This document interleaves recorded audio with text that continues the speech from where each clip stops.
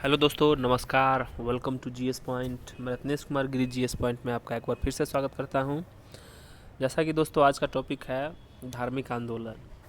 तो धार्मिक आंदोलन पढ़ने से पहले हम लोग पढ़ लेते हैं धार्मिक आंदोलन क्यों चालू हुआ, इसका पीछे क्या इसका उद्देश्य था और ये जो है मतलब किस परिस्थिति में चालू हुआ। तो देखिए दोस्तों, छठी सती जब हमारे देश में हम हमारे देश में जब ऋग्वैदिक काल यानी वैदिक काल जब चालू हुआ तो उसको दो भाग में बांटे थे, ऋग्वैदिक काल और उत्तर वैदिक काल। यानी 1500 से लेके 1000 ईस्वी तक में आपका क्या हो गया, ऋग्वैदिक काल हो गया। और उसके बाद जो है 1000 से लेके और आपका 600 ईस्वी तक, 620 तक क्या हो गया आपका दोस्तों, उत्तर वैदिक काल हो गया था। तो ऋग्वैदिक काल में जो है उतना कर्मकांड नहीं था, जात पात में विश्वास नहीं रखा जाता था। यानी उसमें जो है आपका जो है कर्म के आधार पे जो है वो जाति को बांटा गया था, न कि जाति के आधार पे। जैसे कोई अगर चमड़ा का काम करता है तो उसको उसके नाम से बुलाया जाता है। कोई अगर मतलब काम के आधार पे जो है उसके जाति का वर्णन किया जाता था। लेकिन जैसे ही उत्तर वैदिक काल चालू हुआ, यानी 1000 से लेके 600 ईस्वी तक जैसे ही उत्तर वैदिक काल चालू हुआ, उसमें क्या हो गया, कर्म कांड चालू हो गया। स्त्रियों को जो है आपका वो यज्ञ में भाग लेने के लिए या फिर कोई भी धार्मिक अनुष्ठान में भाग लेने के पर रोक लगाया गया। साथ में आपका जो है बहुत तरह का कर्मकांड हो गया। ब्राह्मण जाति के लोग जो थे वो अपने आप को जो है वो यज्ञ को करने वाले मानते थे। उनके बिना कोई भी धार्मिक अनुष्ठान नहीं किया जा सकता था। तो यही सब कर्मकांड को बढ़ते देखते हुए आपका जो है क्षत्रिय कुल में दो महान महात्मा यानी दो महान स्कॉलर का जन्म हुआ। जिसको जो है ऐसे तो बहुत सारा आपका जो है धार्मिक आंदोलन उस समय में हुआ था, लेकिन उस समय आपका जो दो थे वो फेमस हुए, जिसमें आपका धार्मिक आंदोलन के अंतर्गत आता है बौद्ध धर्म एवं तो जैन धर्म। तो देख चलिए, बौद्ध धर्म जैन धर्म दोनों को हम लोग जो है डिटेल से पढ़ेंगे। इससे पहले मैंने बौद्ध धर्म का एमसीक्यू अपने चैनल में करवा दिया है। तो अगर आपको एमसीक्यू का टेस्ट भी लेना है तो लगभग 100 प्लस एमसीक्यू है। तो आप उसमें भी जाके इसको पढ़ के उसके बाद उसको जाके आप बना सकते हैं, आप अपना टेस्ट दे सकते हैं। और प्लीज़ अगर मेरे द्वारा पढ़ाया गया वीडियो का आपको अच्छा लगता होगा तो आप लाइक सब्सक्राइब और शेयर कीजिएगा और बेल आइकन को दबा लीजिएगा, जिससे कि मेरा आने वाला जो नोटिफिकेशन वीडियो को होगा वो आप लोग को मिल जाएगा। तो चलिए दोस्तों, हम लोग पढ़ते हैं। छठी शताब्दी ईस्वी पूर्व में भारत में धार्मिक आंदोलन का प्रभाव देखने को मिला था। लोगों के विचारों को धार्मिक परिवर्तन देखने को मिल रहा था। यानी जो कर्मकांड था उससे बचने के लिए जो है वो आपका जो है शाक्य कुल के आपका बौद्ध धर्म और जात्रि कुल के आपका जैन धर्म का विकास हुआ। तो आपका चलिए इसके बारे में हम जो है इसमें बौद्ध धर्म पढ़ेंगे, इसके बाद जो है जैन धर्म का हम लोग इसके बारे में चर्चा करेंगे। तो ठीक है दोस्तों, तो देखिए बौद्ध धर्म में था क्या। तो बौद्ध धर्म के संस्थापक गौतम बुद्ध को माना जाता है। इन्हें एशिया का ज्योतिपुंज, ये डायरेक्ट क्वेश्चन आपको मिल जाएगा रेलवे एसएससी जेपीएससी चाहे जो भी एग्जाम देते हैं। द लाइट ऑफ एशिया किसको बोलते हैं, तो आपका गौतम बुद्ध को बोलते हैं। ठीक है दोस्तों, गौतम बुद्ध का जन्म जो है वो 563 बीसी में हुआ था, यानी बिफोर क्राइस्ट, यानी ईसा मसीह के जन्म से आपका जो है 563 साल पहले हुआ था। पूर्व में कपिल वस्तु यानी लुम्बिनी नामक नगर में हुआ था। तो लुम्बिनी जो है दोस्तों वो कहाँ है, कपिल वस्तु में है, जो कि अभी के अनुसार जो है उस समय के अनुसार जो है कपिल वस्तु जो है नेपाल के तराई क्षेत्र में स्थित एक प्रदेश था। कपिल वस्तु उसी को माना जाता है, जो कि नेपाल के तराई क्षेत्र में है। ठीक है, तो गौतम बुद्ध जी का जन्म 563 ईस्वी में कपिल वस्तु के समय लुम्बिनी में हुआ था। और इनके पिता का नाम क्या था दोस्तों, इनके पिता का नाम था शुद्धोधन। ठीक है, इनके पिता का नाम था शुद्धोधन और माता का नाम था महामाया देवी, माया देवी नाम था। ठीक है, इनके पिता का नाम शुद्धोधन और इनके माता का नाम माया देवी था। इनकी माता की मृत्यु जन्म के 7वें दिन बाद हो गई थी। यानी बौद्ध भगवान जब जन्म लिए तो बौद्ध भगवान के जन्म लेने के 7वें दिन बाद जो है, यानी हम लोग छठे दिन पे जो क्या मनाते हैं, छठी मनाते हैं हम लोग हिंदू धर्म में। तो मतलब याद रखने का ट्रिक है, छठी के एक दिन बाद मर गए थे या फिर आपको याद है तो आप याद रखिएगा 7वें दिन इनका मृत्यु हो गया था। जिसके बाद इनका पालन पोषण कौन किया था? सौतेली माँ प्रजापति। सौतेली माँ जो है प्रजापति या मौसी थी, इसको प्रमाता बोलते हैं, उपमाता बोलते हैं, के द्वारा किया गया था। इनके बचपन का नाम क्या था दोस्तों? इनके बचपन का नाम था सिद्धार्थ। तो आप इसको याद रखिएगा। जिसे 500, इसमें आपको क्या याद रखना है? बौद्ध धर्म के संस्थापक भगवान बुद्ध। लाइट ऑफ एशिया इनको कहा जाता है। इनका जन्म 563 ईस्वी में लुम्बिनी नामक स्थान में कपिल वस्तु के समीप हुआ था। पिता का नाम सुदोधन और माता का नाम महामाया देवी था। और इनका जो लालन पालन कौन किया था? तो प्रजापति गौतमी ने किया था। और आपका जो है ये सुदोधन किस वंश से थे दोस्तों? तो शाक वंश से थे, ठीक है, जात्रिक कुल से थे, ठीक है, शाक वंश से। चलिए अब उनका जो है वैवाहिक जीवन पढ़ते हैं। जैसा कि हम लोगों ने पढ़ लिया है, उनके माता का क्या नाम था, उनके पिता का क्या नाम था, उनके बचपन का क्या नाम था। तो बचपन से ही गौतम बुद्ध का मन आध्यात्मिक की ओर था। तो बचपन से ही जो है गौतम बुद्ध जो है आध्यात्मिक शिक्षा यानी अध्यात्म की ओर था, यानी भगवान के प्रति जो है इनका समर्पण देखा गया था।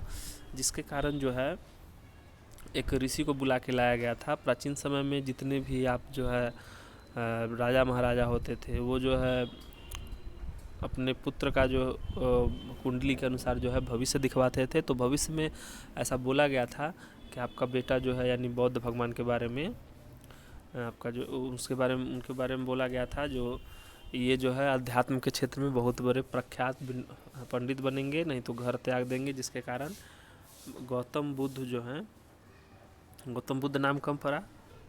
तो आप जानते ही हैं जब ज्ञान का प्राप्ति हुआ तो गौतम बुद्ध के नाम से जो है वो फेमस हो गए थे। तो सिद्धार्थ जो है जब गौतम आप ज्ञान का प्राप्त हुए, बचपन का नाम सिद्धार्थ था, तो वो जो है गौतम बुद्ध के नाम से फेमस हो गया। इनका विवाह जो है 16 वर्ष की अवस्था में, यानी इनका विवाह जो है इनके पिता के द्वारा इनका विवाह जो है 16 वर्ष की अवस्था में ही यशोधरा नामक कन्या से कर दी गई थी। यशोधरा नामक कन्या से कर दी गई थी। इनके पुत्र का नाम राहुल हुआ था।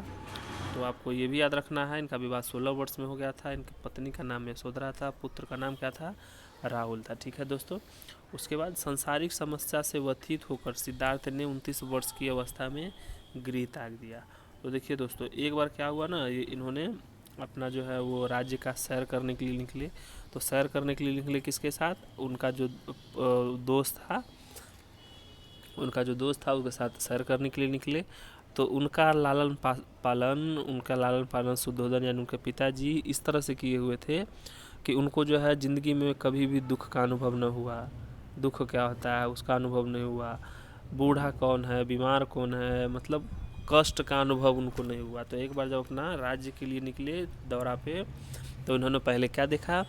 पहले जब गए वहाँ पे तो एक वृद्ध व्यक्ति देखा। तो उन्होंने अपने जो है सारथी से पूछा, ये क्या है दोस्तों, ये क्या है? तो उन्होंने कहा, देखिए ये ज़िंदगी की एक अवस्था है जो हर आदमी का आने वाला है। तो मेरा भी आएगा, तो हाँ मेरा भी आएगा। फिर उसके बाद जो है वो उससे आगे बढ़े तो एक बीमार व्यक्ति थे।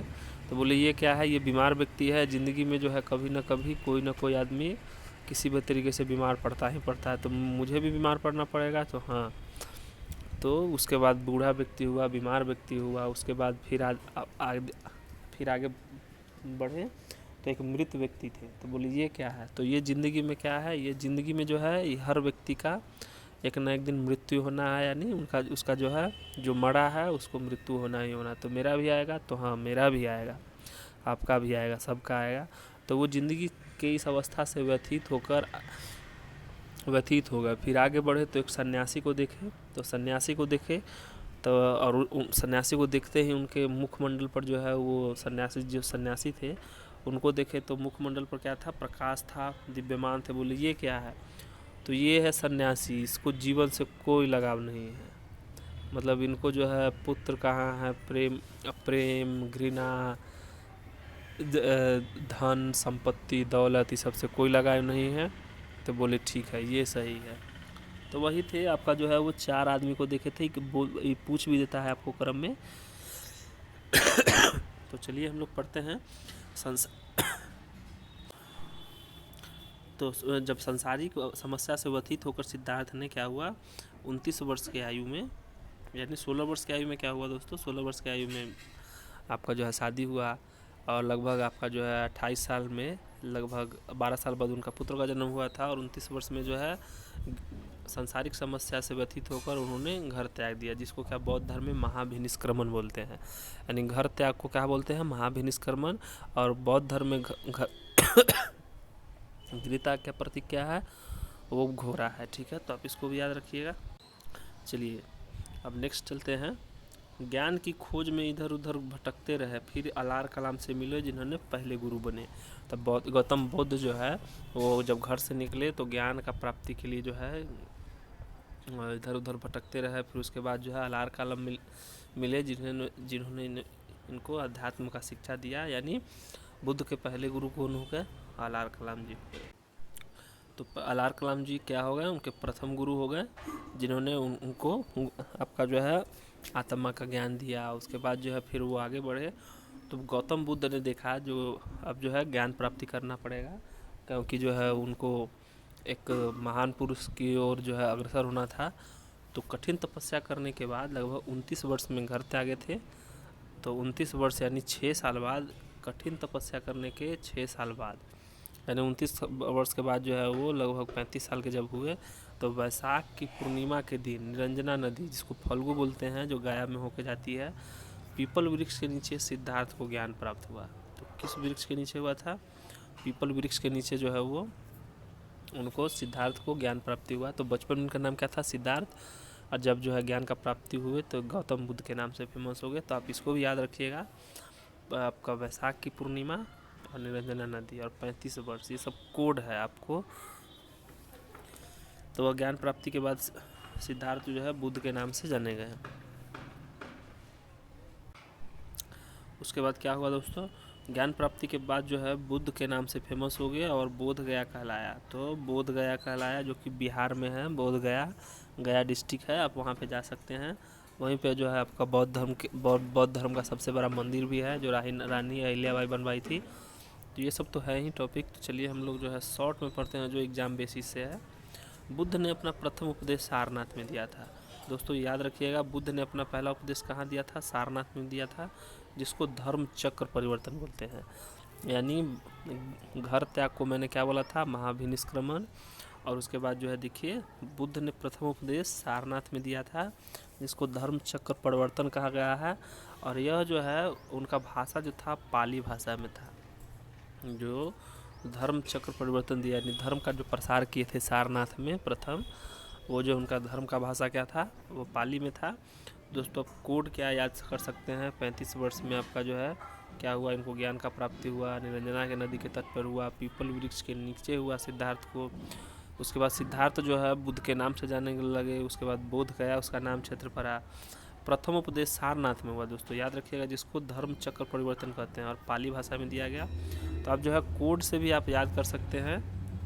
चलिए नोट में है, बुद्ध ने अपने सर्वाधिक उपदेश कौशल की राजधानी श्रावस्ती में दी।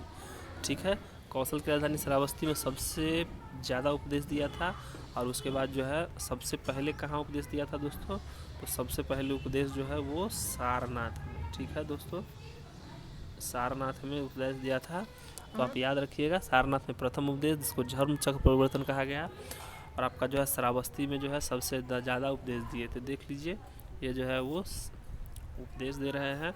उसके बाद याद रखिएगा, प्रथम महिला कौन थी, प्रथम महिला वही प्रजापति गौतमी थी, जिनको जो है अपने दोस्त जो है शिष्य थे, उनके कहने पर जो है उनको महिला को भी जो है बौद्ध धर्म में आपका बौद्ध धर्म में महिला को भी प्रवेश करने का अनुमति दिया गया। तो चलिए नेक्स्ट हम लोग पढ़ते हैं। देखिए क्या है, महात्मा बुद्ध के प्रमुख अनुयायी थे। तो देखिए महात्मा बुद्ध के प्रमुख अनुयायी थे कौन दोस्तों, हर्यक वंश के बिंबिसार थे, फिर प्रसन्नजीत थे, उदयन थे, यानी बिंबिसार के पोते थे। बिंबिसार का बेटा कौन हुआ, अजातशत्रु, अजातशत्रु का बेटा उदयन हुआ, जिसको हर्यक वंश के भी नाम जाना जाता है। आपको पूछ सकता है जैन एवं बौद्ध धर्म के समय जो है समकालीन राज्य कौन था, तो हर्यक वंश था, जिसको किसका संरक्षण प्राप्त था, हर्यक वंश का संस्थापक बिंबिसार था। ठीक है दोस्तों, बुद्ध के अनुयायी दो भागों में बटे हुए थे, ठीक है। बुद्ध के अनुयायी दो भागों में बटे हुए थे। देखिए क्या है, भिक्षुक है, एक उपासक है, ठीक है। तो देखिए भिक्षुक में क्या था, बौद्ध धर्म प्रचार करने के लिए संन्यास ग्रहण करता था। यानी अभी भी है, अभी भी क्या बोलते हैं, ये भिक्षुक है और ये उपासक है। तो दो संप्रदाय था, मतलब बौद्ध धर्म को भी आपका जो है स्वीकार करने के लिए दो तरह के स्वीकार कर सकते थे। एक जो है आदमी अपना सांसारिक जीवन व्यतीत करते हुए, यानी गृहस्थ जीवन व्यतीत करते हुए बौद्ध धर्म को अपना सकता है, जिसको क्या बोलते हैं, इसको बोला गया है उपासक, ठीक है। यानी आपका जो है पत्नी होगा, बेटा होगा, सांसारिक जीवन बिता सकते हैं। यानी संसार में जितने भी आपका मोह माया त्याग सब, मोह माया है, जैसे पत्नी है, शादी करना है, व्यवहारिक जीवन चला के भी आप बौद्ध धर्म स्वीकार कर सकते हैं। और एक होता था क्या, भिक्षुक होता था। भिक्षुक का मतलब क्या है, बौद्ध धर्म का प्रचार करने के लिए संन्यास ग्रहण करना पड़ता था।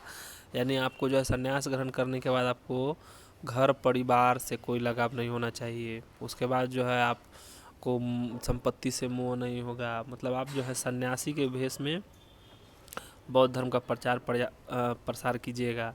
उसके बाद जो है बौद्ध विहार में आपका जो है वो निवास स्थान होगा और आपका जो है घूम घूम के भिक्षा मांग के आपका जो है जीवन व्यतीत होगा। तो आपको याद रखिएगा, भिक्षुक और उपासक में यही अंतर था। और बौद्ध धर्म में सम्मिलित होने के लिए न्यूनतम आयु क्या थी दोस्तों, तो ये 15 वर्ष थी, ठीक है। बौद्ध धर्म में सम्मिलित होने के लिए न्यूनतम आयु 15 वर्ष थी। जैसा कि मैंने एक दो बताया भी था, बुद्ध के जीवन से बौद्ध धर्म का प्रतीक। तो दोस्तों प्लीज़ लाइक सब्सक्राइब और शेयर कर दीजिएगा। Thank you. चलिए हम लोग आगे पढ़ते हैं। तो देखिए बौद्ध भगवान के जन्म का प्रतीक क्या था दोस्तों, कमल एवं साँड़। यानी गर्भ में आने का प्रतीक क्या था, कमल, और जन्म का प्रतीक साँड़ था, ठीक है। आप याद रखिएगा इसको। यानी जन्म का प्रतीक कमल एवं साँड़ था। गृह त्याग यानी गृह त्याग का प्रतीक क्या था दोस्तों, तो गृह त्याग का प्रतीक यानी घोड़ा पर चढ़ के जो है घर से भाग गए थे। गृह त्याग का प्रतीक घोड़ा है।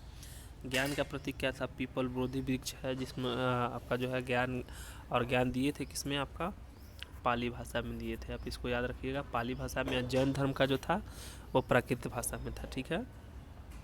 निर्माण यानी निर्माण जो है उनका चिन्ह क्या था, पद चिन्ह था, ठीक है। और मृत्यु का प्रतीक क्या था दोस्तों, स्तूप था, ठीक है। बौद्ध विहार एवं स्तूप जो है 3 तरह का जो है आपका बौद्ध धर्म में आपका नाम मिलेगा। तो विहार मतलब क्या होता था, विहार मतलब घूम घूम के आपका जो है वो आप जो है घूम घूम के भिक्षा मांगना, फिर वहाँ रहने को विहार बोला जाता था। स्तूप क्या था, मरने के बाद बौद्ध धर्म में जितने भी उनका स्तूप बनाया जाता है उसको स्तूप बोलते हैं। मरने के बाद वहाँ जो है उनका एक तरह से उनको वहाँ पे बौद्ध के अनुयायियों को या फिर बौद्ध भगवान को दफना दिया जाता था मिट्टी के अंदर, वहाँ पे स्तूप बनाया जाता था। तो उसको क्या बोलते थे, मृत्यु में स्तूप हो गया, ठीक है। चलिए इसके बाद है 80 वर्ष की अवस्था में, यानी 563 से 80 घटा दीजिएगा तो क्या आ जाएगा, 483, ठीक है। यानी 80 वर्ष की अवस्था में 483 ईस्वी में कुशीनगर, तो याद रखिएगा दोस्तों, कुशीनगर, सारनाथ, श्रावस्ती, लुम्बिनी, ये सब आपको कोड वर्ड याद करना पड़ेगा, जिससे आपको अच्छा खासा पकड़ हो जाएगा। कोई भी धर्म हो, कोड वर्ड आप कोई भी इतिहास से चाहे किसी से भी रिलेटेड आपको याद है तो आपको उस पर अच्छा खासा पकड़ हो जाएगा। अगर आपको उसके बारे में इसका कहानी या फिर उसके बारे में जानकारी भी नहीं है तो 80 वर्ष की अवस्था में ईस्वी पूर्व में कुशीनगर में बुद्ध का निधन हो गया, जिसे महापरिनिर्वाण कहते हैं, ठीक है। महापरिनिर्वाण करते हैं। और महापरिनिर्वाण, धर्म चक्र परिवर्तन, ये सब भी आप लोग, पद चिन्ह, आपका स्तूप, ये सब भी याद रखिएगा। निधन के पश्चात बुद्ध के अस्थि अवशेषों को ऐसा माना जाता है कि जब बौद्ध भगवान का निधन हो गया था कुशीनगर में, तो उनके बाद जो है ना उनके शरीर को 8 स्थानों पर स्थापित किया गया था। यानी उनके शरीर का 8 टुकड़ा करके 8 जगहों पर स्थापित कर स्तूप का निर्माण कराया गया, जिसमें से सबसे बड़ा स्तूप सांची का स्तूप है, जो मध्य प्रदेश में भी है, जो अशोक द्वारा बनवाया गया था। तो आपको जो है डायरेक्ट एग्जाम में आपसे पूछा जाएगा सांची का स्तूप किस धर्म से है, तो आप उसको बताना पड़ेगा आपको बौद्ध धर्म से है, किसके द्वारा बनवाया गया था। तो अशोक के द्वारा बनवाया गया था।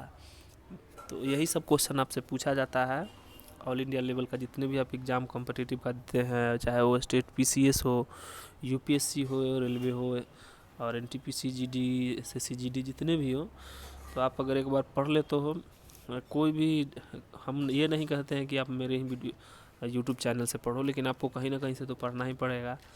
तो चलिए अब आगे चलते हैं हम लोग।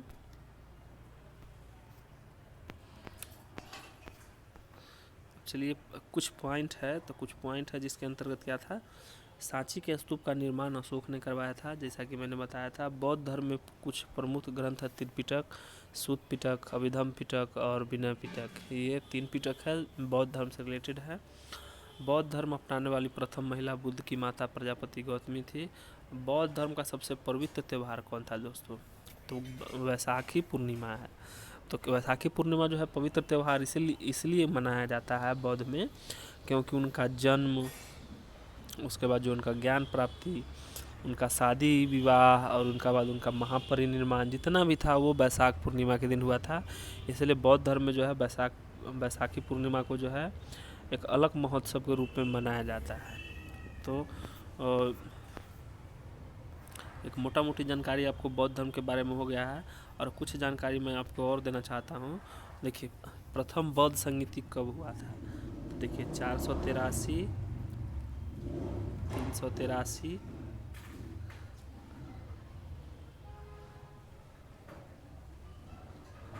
250 और आपका 1 ईस्वी में, याद रखिएगा। राजगिरी, वैशाली, पाटलिपुत्र तथा कश्मीर का कुंडल वन, आप इसको भी याद रखिएगा। राजगिरी, वैशाली, पाटलिपुत्र, कुंडल वन। ठीक है दोस्तों, तो आप याद कर लिए 483, 383, 250 और उसके बाद 1 ईस्वी में। और आपको मैंने बता भी दिया था राजगिरी, वैशाली, पाटलिपुत्र तथा कुंडल वन। राजगिरी हो गया, देखिए मैं आपको शॉर्ट में बताता हूँ। राजगिरी हो गया, वैशाली हो गया, पाटलिपुत्र हो गया, तो कश्मीर का कुंडल वन हो गया। ठीक है, फिर आपको पूछा जाएगा उसके बाद जो किस मतलब किस कौन कौन से राजा थे जिसके समय में हुआ था, तो आप उसको याद रखिएगा। अजातशत्रु,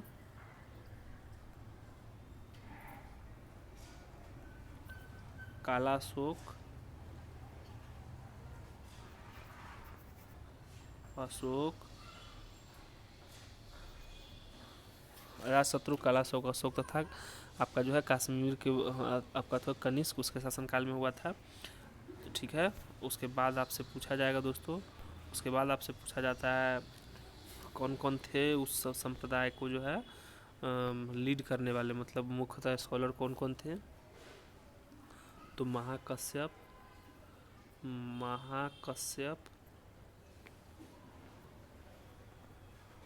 पहला बौद्ध जो हुआ था, सवाकामी,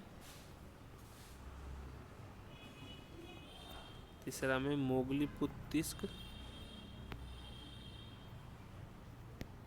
मोगलीपुत और अश्वघोष